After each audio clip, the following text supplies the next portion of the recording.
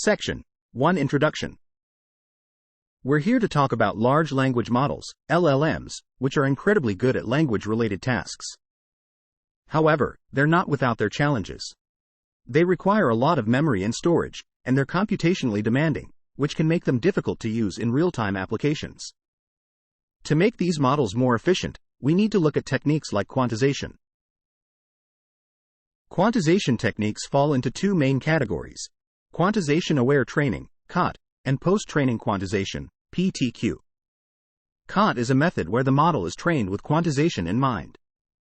It uses lower precision representations during training, which allows the model to adapt to the effects of quantization. This often results in better accuracy than PTQ. However, QAT has its downsides, such as increased complexity, longer training times, and the need to adjust hyperparameters. Applying QAT to LLMs can be particularly costly, despite recent efforts to improve its efficiency. On the other hand, PTQ quantizes the model after training, without any simulated training or fine-tuning. While PTQ is a simpler approach, it can lead to significant drops in accuracy, especially with extreme low-bit quantization. This highlights the need for further advancements in PTQ methods to improve their accuracy. In neural networks, there are two types of tensors that can be quantized: activations and weights. Recently, weight-only quantization has become more popular because it offers a good balance for LLMs. Quantizing activations can be challenging, making weight-only quantization a more practical choice. Furthermore, the main bottleneck in generating new tokens for LLMs often lies in memory bandwidth, which further emphasizes the importance of weight-only quantization.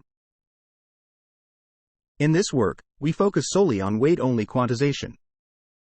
To quantize the weights, we need to round them, with rounding to nearest, RTN, being the most common method. RTN rounds each element independently to the nearest integer. However, it doesn't consider the relationships between weights and weights, as well as weights and activations. An advanced rounding strategy has been shown to improve accuracy, but relying solely on the second-order term may not produce accurate results. This is because rounding can introduce significant weight changes that may make other order terms important and non-negligible. We propose using the signed gradient descent method to tackle the issue of suboptimal rounding solutions.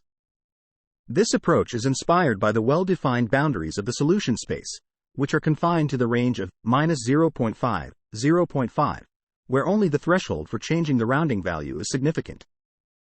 Our method, SignRound, uses signed gradient descent to fine-tune the rounding through block-wise output reconstruction, resulting in more flexibility and faster convergence.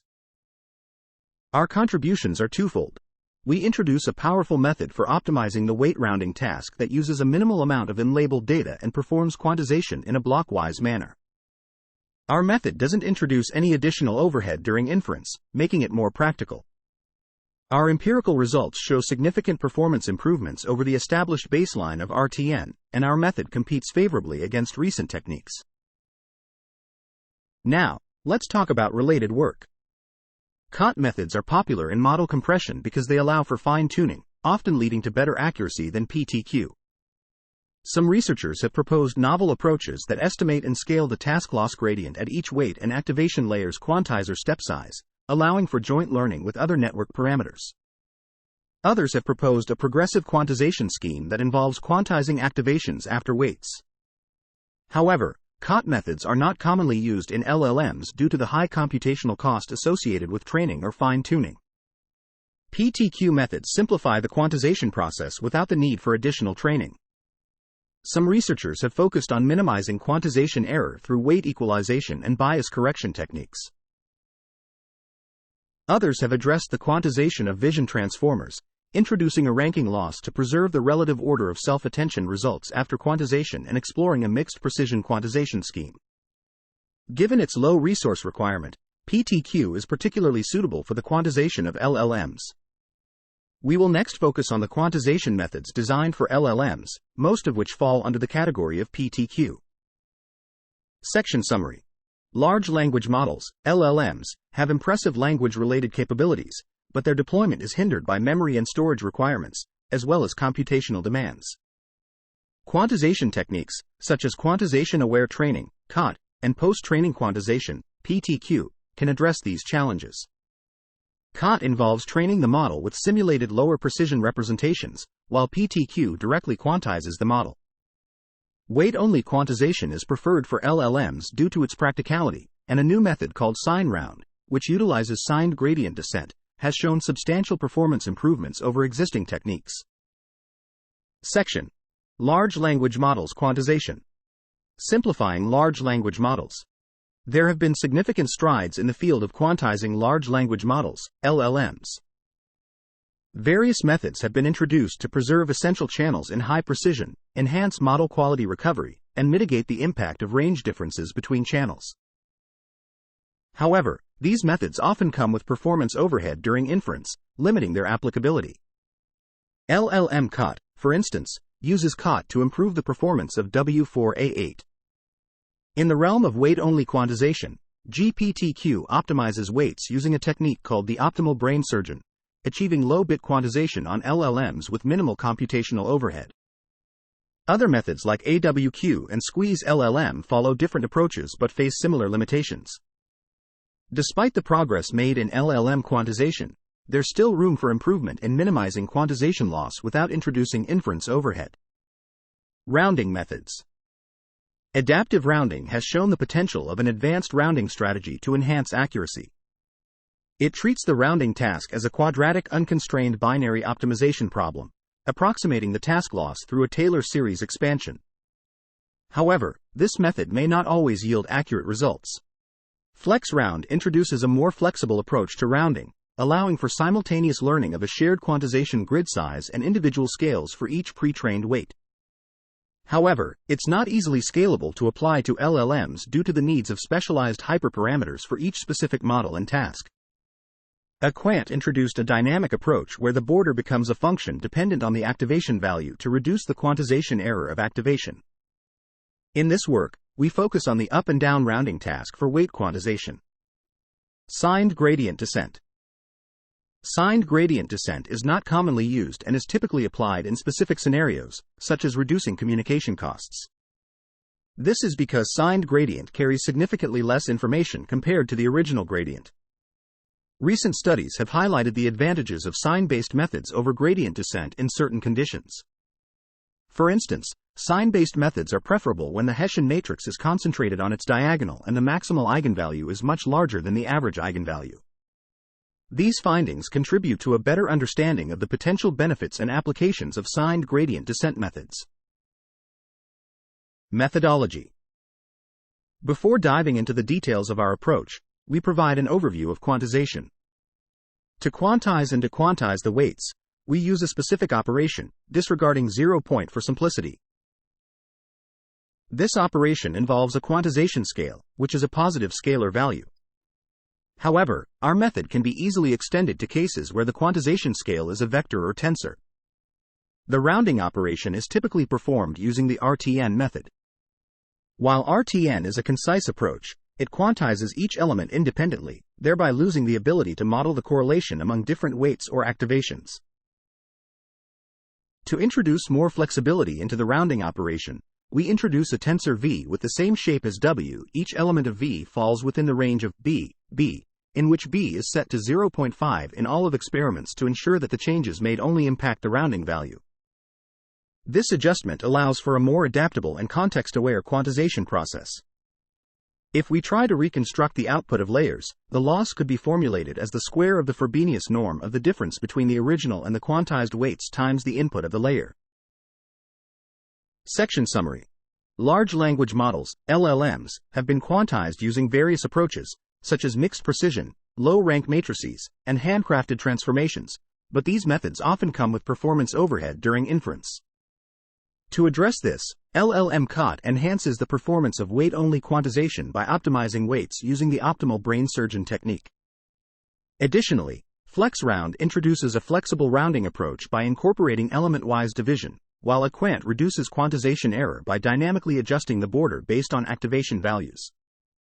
Furthermore, recent studies have highlighted the advantages of signed gradient descent methods in certain scenarios, contributing to a better understanding of their potential benefits and applications. Section 3.1 SignRound. In this section, we're going to discuss a method we've developed called SignRound. We've found that the variable v has a definite boundary, specifically between -0.5 and 0.5. Because of this, we've chosen to use a scaled signed gradient descent method, rather than the standard gradient descent, to optimize our task. To explain this in simpler terms, we're using a specific method to get as close as possible to the best solution for our equation. This method involves adjusting the value of v at each step of the optimization process. We do this by subtracting a small amount, determined by the learning rate and the sign of the derivative of the loss function with respect to v, from the current value of v. We also ensure that the total amount we subtract doesn't exceed a certain boundary, which we've set to 0.5 in all our experiments.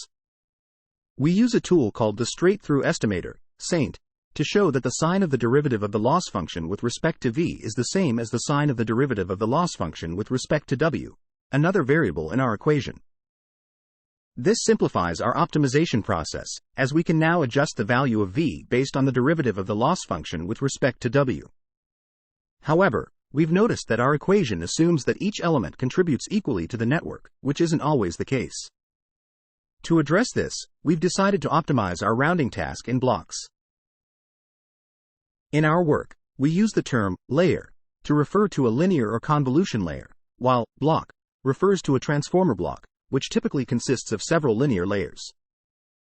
We've conducted a thorough evaluation of SignRound from various angles. We've compared our method to other existing methods and highlighted the unique features and advantages of SignRound. We've also conducted additional experiments to validate our choices, assess the sensitivity of hyperparameters, and explore other relevant factors. We've tested SignRound on several language tasks and reported average accuracy results on 4 common-sense reasoning tasks. We've also complemented our evaluation with a perplexity analysis on 2 datasets. In terms of quantization configurations, we've focused on weight-only quantization, targeting the linear layers within transformer blocks. We've excluded other layers, such as the embedding layer and the last layer, from the quantization process. We initially planned to use a large dataset for calibration, but due to its size, we've chosen to use a smaller, readily available dataset. We've used standard uniform per row asymmetric quantization on the min-max grid. Our evaluation primarily revolves around 3 configurations, where W4 indicates quantizing weights with 4 bits and G represents finer granularity grouping. We've tested SignRound on a range of widely used large language model architectures, covering a broad spectrum of parameter scalings, from millions to billions. To tune our method, we selected 512 samples randomly from our dataset and truncated each sample to a sequence length of 256. The tuning process involves adjusting each block for 400 steps using a learning rate of 2.5 times 10 to the minus 3, a batch size of 8, and employing a linear learning rate decay. In our equation, we've set the value of the boundary to 0.5, ensuring that we only modify the rounding value by plus or minus 1. Section Summary. The authors propose using scaled signed gradient descent instead of normal gradient descent to optimize the task, as it has a clear boundary. They simplify the optimization by employing the straight-through estimator and optimizing the rounding task blockwise. In the experiment section, they evaluate SignRound from various perspectives, compare it with existing approaches, and conduct additional experiments to validate their choices and explore other factors. They assess the performance on language tasks and use weight-only quantization for linear layers within transformer blocks. They also evaluate different language models and provide details about the hyperparameters used in SignRound. Section 4.2 Comparing with other methods. In this section, we'll be comparing our method with other techniques, specifically RTN and GPTQ. It's important to note that we didn't use the act order feature in GPTQ due to the extra computational load it adds, even though it could potentially enhance accuracy for some models. Our main metric for evaluation is the C4 perplexity, which measures how well a probability model predicts a sample. We also took into account the possibility of encountering not a number, NaN, values when evaluating perplexity for the Wikitext2 and PTB datasets. We also did a brief comparison with AWQ, but it wasn't as thorough. We then present the average accuracy results for various tasks across different models, all of which have a size less than 13 billion parameters. Our method consistently outperformed RTN in 37 out of 39 scenarios, demonstrating its effectiveness. Interestingly, GPTQ didn't surpass RTN in the remaining 2 scenarios either. When we compared our method to GPTQ, we came out on top in 30 out of 39 scenarios, further emphasizing the strengths of our approach. However, there were some exceptions, like the OPT 6.7b model at W3G128. We haven't pinpointed the exact reason for this yet, but we believe it could be improved by fine-tuning the model's hyperparameters. When compared to W4G128, our method showed more advantages in W4 and W3G128. This could be due to 2 reasons. RTN and GPTQ perform quite well in W4G128, and the decrease in quantization bits puts more emphasis on rounding. We then present the perplexity results for C4, along with detailed results for Wikitext 2. Our performance is on par with GPTQ. In cases where the results aren't optimal, we can still fine-tune the hyperparameters to achieve better results. We also provide results for models with a capacity of 30 billion or more parameters at W3G128. We found that adjusting the sequence length to 512 of the calibration dataset led to improvements in some scenarios. Next, we looked at the effects of layer-wise and block-wise tuning. A layer refers to a linear or convolution layer, while a block refers to a transformer block made up of multiple linear layers. In most cases, block-wise tuning outperformed layer-wise tuning. We also conducted a sensitivity analysis of the hyperparameters. We used different configurations, each with a specific number of steps, batch size, and learning rate. All other hyperparameters were kept the same as the default configurations. Our method proved to be robust to changes in hyperparameters in most scenarios. We also analyzed the distribution of the magnitude of V in our equation and its impact on rounding values across a dataset of about 7 billion models. Most V values are concentrated within the range of -0.3 to 0.3. We also noticed an interesting pattern in the distribution of V across different layers. The middle layers have a more tightly clustered distribution compared to the other layers. This aligns with the common understanding that the first and last layers are more sensitive to compression, while the middle layers are more robust.